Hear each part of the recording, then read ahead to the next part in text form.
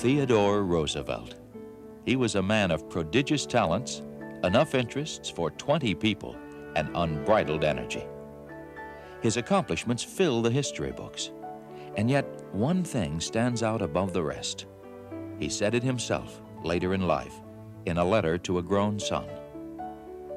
"I have heartily enjoyed many things: the presidency, my success as a soldier, a writer, a big game hunter, and explorer. But all of them put together are not for one moment to be weighed in the balance when compared with the joy I have known with your mother and all of you." And in the same letter, home, wife, children, they are what really count in life. What really counted in his life was here at Sagamore Hill, and in great abundance, especially the joy. The family strikes a rare formal pose. Theodore, known as T.R., and his wife Edith. Theodore Jr., known as Ted, and Kermit, Archie, and Quentin. And the girls, Ethel and Alice. And another posed picture, Jack, one of a whole menagerie of dogs and cats, horses and snakes and raccoons and birds, all considered part of the family.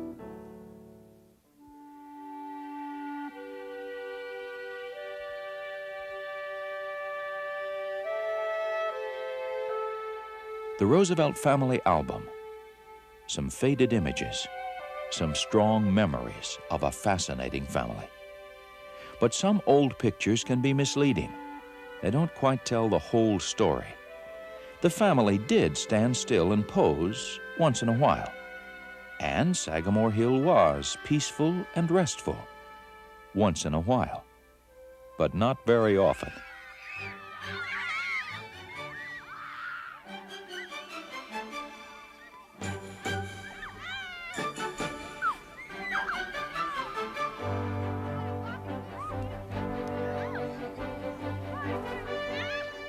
Always leading the brigade, T.R., and always ready with suggestions and advice. Consider his formula for leisure time activities. Stand the gaff, play fair, be a good man to camp out with. Sometimes it was all just too much, but only once in a while. Sagamore Hill was more than just a sort of a family playground. Much more. After all, it served as a summer White House from 1902 to 1908 for 7 years. So there was an endless procession of visitors, Boy Scouts and diplomats, statesmen and politicians, foreign dignitaries, important people with important business on their minds. Even the very, very famous 4 giants in American history posing at Sagamore Hill. Naturalists John Muir and John Burroughs seated, and behind them Thomas Edison, the inventor, and Harvey Firestone, the industrialist. The important business did get done, of course, and mostly in T.R.'s office, just off the front hallway. But every day there was a break, time out for play with the children. And the important visitor had a choice: join in the fun or stand by and watch and wait. One of the favorite afternoon pastimes was the point-to-point walk.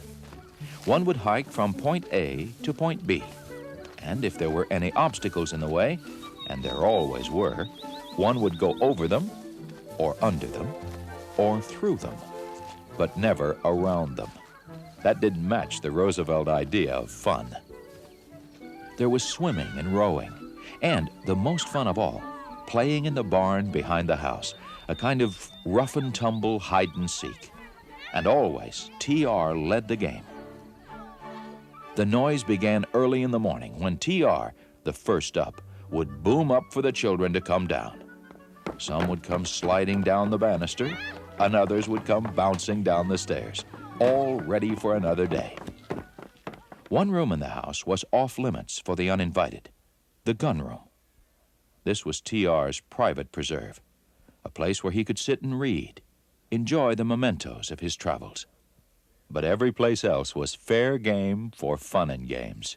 even the most formal room in the house, the drawing room, Mrs. Roosevelt's room, and very much like her, somewhat formal, but with a sense of balance. Mrs. Roosevelt brought this sense of balance to everyone at Sagamore Hill, but not always easily. She once commented to a friend, "Not one of my children ever wants to be told or directed about anything whatever." But she did tell and direct in her firm but gentle way. Roosevelt's aide summed up her influence.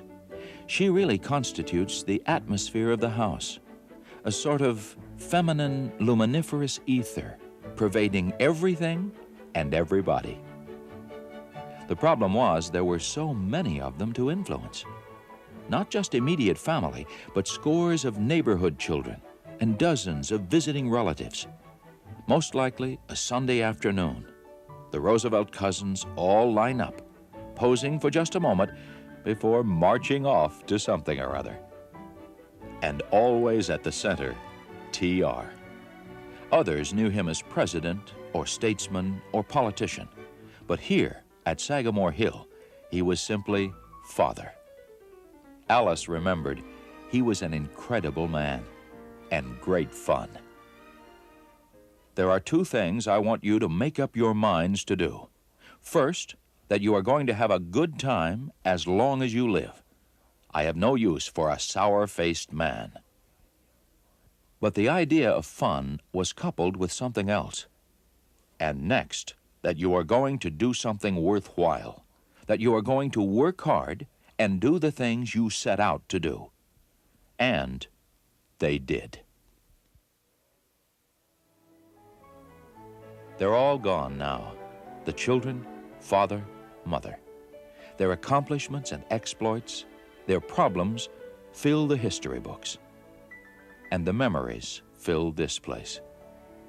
They're here in the faded pictures, the old diaries, in the home.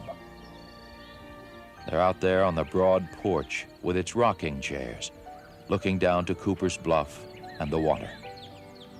They're out there on the big, sprawling lawn, under the trees, down in the old pet cemetery. And because of the memories, Sagamore Hill is not just another place. It's a special place of special memories. Home, wife, children. These are what really count in life. They certainly counted in their lives, and here, in this special place.